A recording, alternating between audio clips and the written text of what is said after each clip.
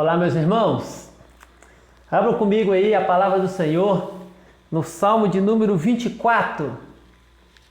Salmo de Davi, que diz assim: Ao Senhor pertence a terra e tudo que nela se contém, o mundo e os que nele habitam. Fundou a ele sobre os mares e sobre as correntes a estabeleceu. Quem subirá ao monte do Senhor? Quem há de permanecer no seu santo lugar? O que é limpo de mãos e puro de coração, que não entrega a sua alma à falsidade, nem jura dolosamente. Este obterá do Senhor a bênção e a justiça do Deus da sua salvação. Tal é a geração dos que o buscam, dos que buscam a face do Deus de Jacó. Levantai, ó portas, as vossas cabeças, levantai-vos, ó portais eternos, para que entre o Rei da Glória. Quem é o Rei da Glória? O Senhor forte e poderoso, o Senhor poderoso nas batalhas. Levantai-vos, ó portas, as vossas cabeças, levantai-vos, ó portais eternos, para que entre o Rei da Glória. Quem é esse Rei da Glória? O Senhor dos Exércitos, Ele é o Rei da Glória. Meus irmãos, esse salmo é um hino de louvor e de exaltação à vitória do nosso Deus. Normalmente esse hino era entoado, quando se celebrava as vitórias que Deus havia dado ao seu povo. Ele começa com a declaração da soberania de Deus, afirmando o poder de Deus na criação, dizendo que a Ele pertence a terra e tudo que nela se contém, uma estrutura que a gente chama de paralelismo, porque aquilo que é afirmado na primeira frase é afirmado novamente na segunda frase, apenas com uma pequena alteração das palavras que são usadas, mas a ideia, o sentido é o mesmo, Ou seja, o Senhor pertence à terra e tudo que nela se contém, o mundo e os que nele habitam. Ou seja, a terra aí está em relação com a palavra mundo e o que nela se contém está em relação com os que nele habitam. São duas frases para afirmar que tudo que existe pertence ao Senhor.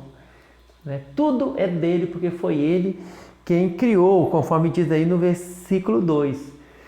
E logo na sequência nós temos uma indagação, uma pergunta retórica que o próprio salmista a responde sobre quem vai de fato subir ao monte do Senhor, quem vai permanecer no seu santo monte, no santo lugar. E aí ele vai apresentar algumas realidades aqui: aquele que é limpo de mãos, puro de coração, que não entrega a sua alma à falsidade, nem jura dolosamente. E o salmo então caminha para uma declaração mais ao final sobre quem é o Rei da Glória. E aí ele começa a falar que o Senhor dos Exércitos, Ele é o Rei da Glória. E aí se referem às portas, aos portais, de uma forma personificada. Parece até que eles são pessoas, porque é dito às portas e aos portais, Levantai-vos, como se eles pudessem por si próprios levantarem-se. E diz: quem é o Senhor? Quem é o Rei da Glória? É a última pergunta que aparece. E o salmista conclui: o Senhor dos Exércitos, Ele é o Rei da Glória. E essa declaração tão impactante, a gente sabe pela Escritura que teve cumprimento no nosso Senhor Jesus Cristo. Porque Ele se mostrou o servo sofredor e ao mesmo tempo aquele guerreiro do Altíssimo que veio, enfrentou o pecado, combateu o bom combate e mostrou-se vitorioso ao final, vencendo a morte e ressuscitando.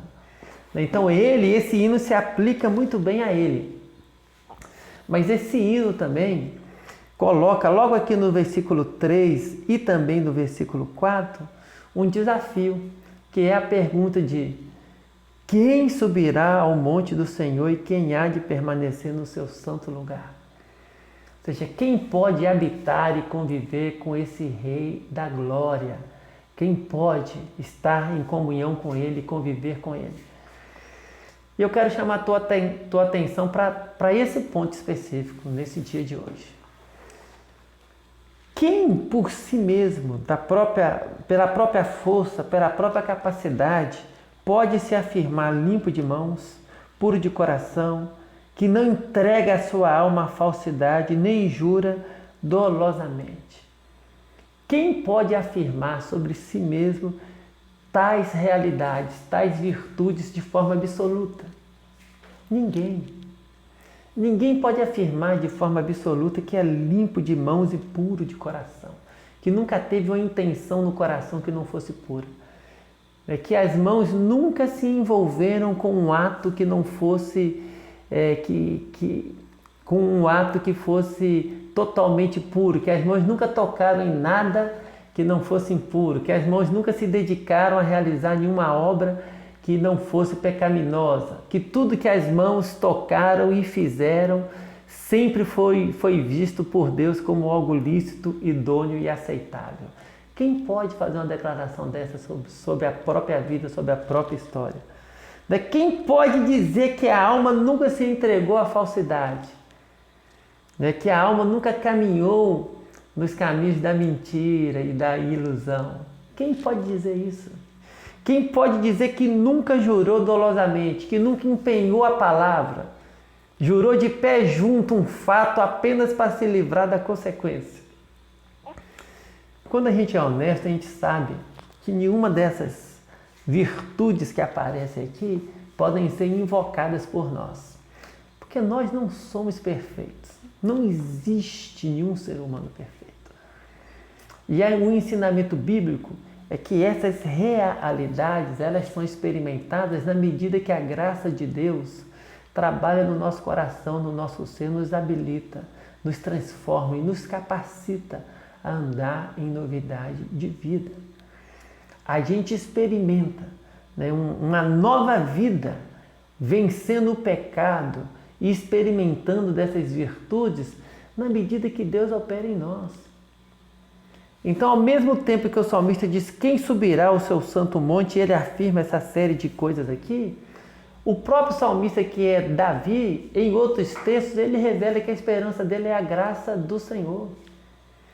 No Salmo 51, ele chega a falar que o Senhor não se compraz dos sacrifícios, mas o que o Senhor quer, na verdade, é um coração quebrantado. Ele diz, coração contrito e compungido não desprezarás, ó Deus. Ele sabe da necessidade de se humilhar e de rogar a graça, a bondade e a misericórdia de Deus sobre a vida dele.